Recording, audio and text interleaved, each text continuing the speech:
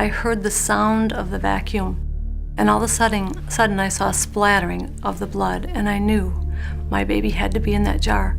I kept trying to get up and look to see was my baby there, but they kept pushing me back down and telling me I had to lay still. And as soon as it was finished, they wheeled that jar out of the room so I could not see if my baby was there. I can't remember if it was a plastic bag or whether it was just a plastic container. And it was put on a table, or what I believe was a scale. And the reason I thought that was because the doctor called out a number. And that memory burned in my mind because I realized that was the only remains of the child that I had had inside of me. I tried to sit up to see what was going on, and she pushed me back down and put her back to me and put her hand on my chest. And I kept trying to get up because I wanted to see. And she took a pillow and put it on top of me again, trying to block my view.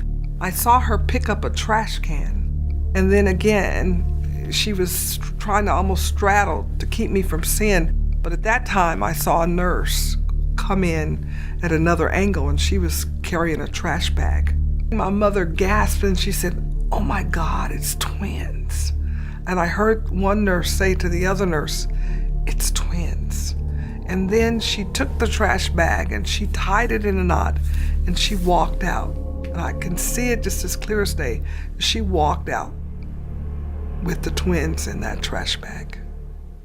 The nurse looked up at me and smiling said, "Oh, look, twins."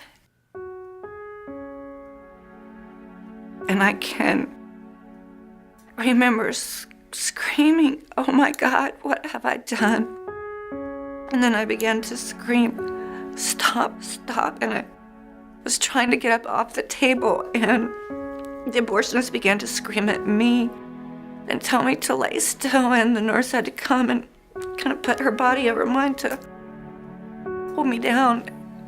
And I just had one question before I left that table, left that room, and I said, was it a boy or a girl?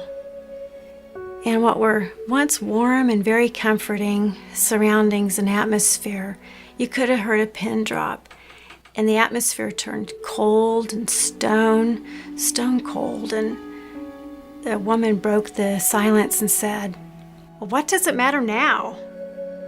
And I thought, well, yeah, what does it matter now?